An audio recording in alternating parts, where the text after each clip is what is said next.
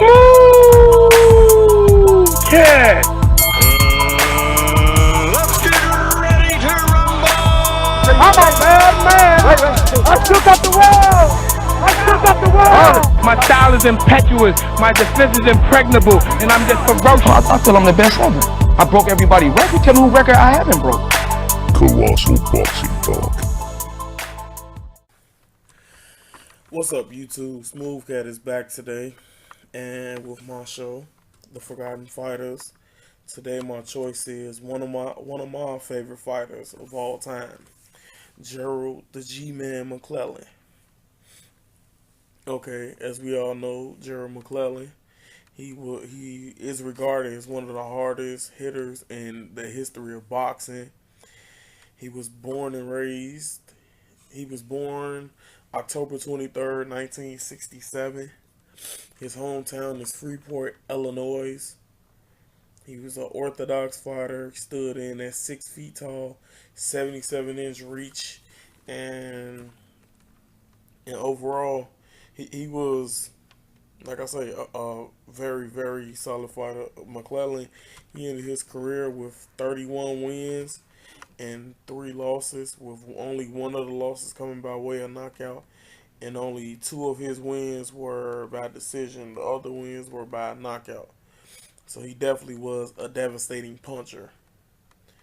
But overall, in his career, he had 2 different trainers. He had Emmanuel Manny Stewart, the late great, rest in peace, and Stan Johnson. But on that list of the greatest punchers of all time, they came out in 2003 in the Ring magazine. He was ranked number 27 on that list. But throughout his career, we can actually go back to the amateurs. One of his highlights of the amateurs is he beat Roy Jones Jr. in the 156-pound semifinals of the 1988 National Golden Gloves Tournament, which when he went on to the finals, he went on to face Ray McElroy, who he ended up losing to.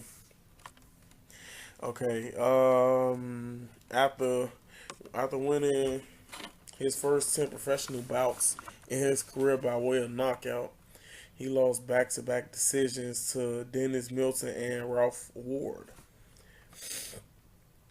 To shoot down the line a little bit, he knocked out John Mugabe in 1 round to become the WBO middleweight champion in November 20th, 1991. He ended up relinquishing that title before he got a chance to defend it. Then in 1993, May 8th, he ended up fighting Julian the Hulk Jackson, another one of my all-time favorite fighters. And he ended up knocking him out to win the WBC middleweight championship.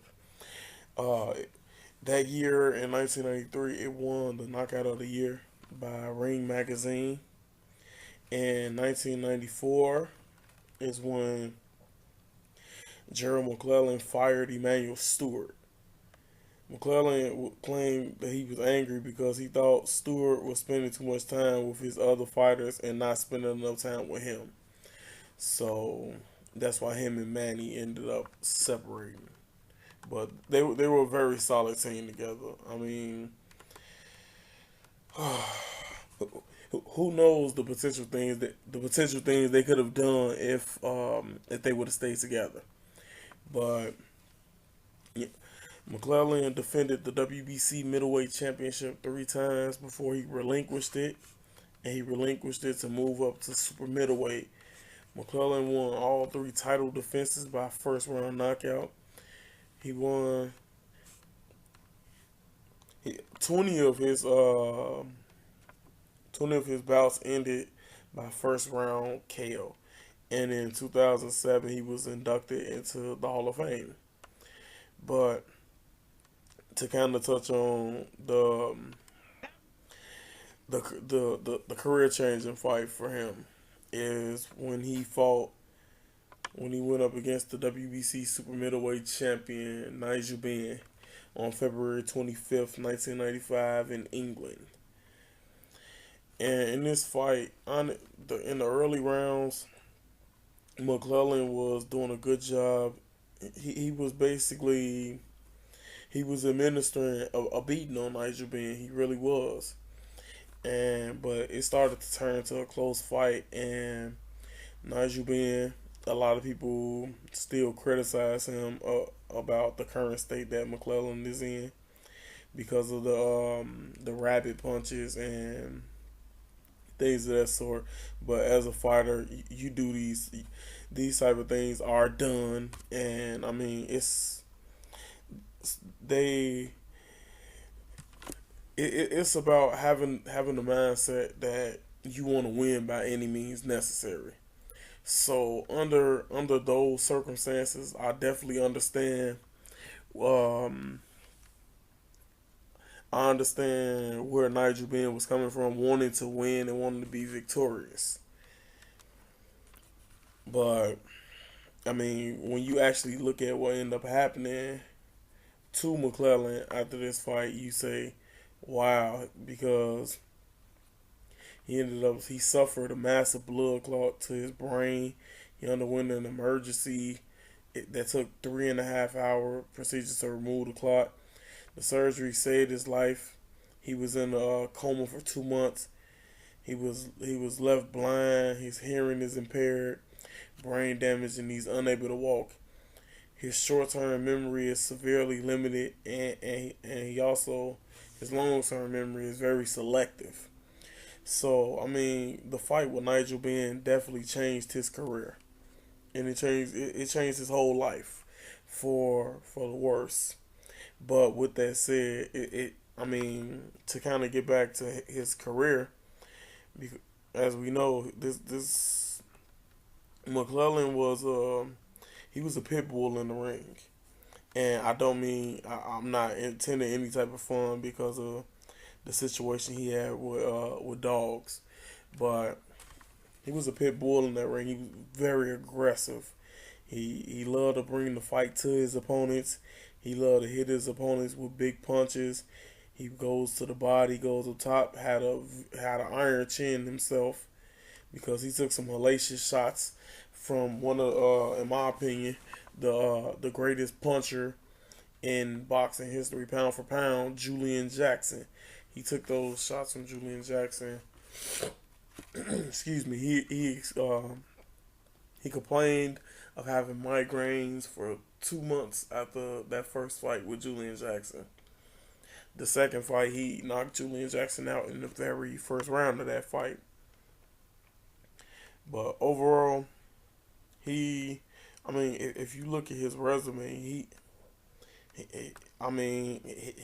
was a wrecking machine. Is what Gerald Mcclellan was. He truly was a wrecking machine. He had the early two losses that I mentioned earlier, but he responded from those by going on a huge long tear of knocking guys out and putting severe beatings on guys. So overall, I mean, you can't really knock the guy for taking losses early, because a lot of people take losses early in their career and they don't know how to respond from it. But he learned how to respond. He turned his career around for the better, and he finished his career having a great career overall. Like I say, he's 31 wins and 3 losses. That's a very solid record. He's a Hall of Famer. A lot of people feel it was a sympathy vote. It possibly could have been a sympathy vote, but that doesn't take away from what he accomplished in the ring. But overall, Gerald GMAN McClellan, I don't know if I want to necessarily, like I said, the name of my show is Forgotten Fighters, and I don't hear a lot of people giving this man the respect that he deserves, because a lot of people get caught up into what he did outside the ring and things of that sort. Don't get me wrong, I'm not saying to not hold him accountable for his misdeeds. What I'm saying is, it's an old saying in the Bible that goes, for those who have no sin, don't should be the only ones to cast stone. So like overall, like I say, it's one of those situations. Yes, he did wrong in his life, but he's at the point now where he is. He doesn't even know what he did back then. He doesn't remember it. And like I told you guys, he has his short term memory is basically non-existent. His long term memory is very selective. So with that said, it's like he remembers bits and pieces of things, but he doesn't generally remember everything as he should be able to. But like I said, overall, very, very, very tenacious, ferocious type fighter. He's one of those guys. He epitomized the throwback fighter mentality that I would love to see a lot of current fighters have. But with that said, ladies and gentlemen, I'm not going to keep this video too long. Hopefully you guys hit that like button for me. Leave your comments in the comment section below. I'll get back to you at my earliest convenience. Hit the subscribe button at Colossal Boxing Talk. You can also you can share this video if you want. Give me, like I say, give me some feedback on this, because like I get a lot of mixed reviews whenever I talk about Gerald Mcclellan. So I definitely want to hear you guys' feedback.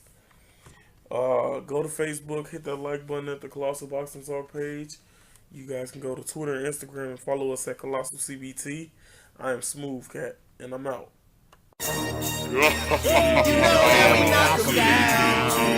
CBT, CBT.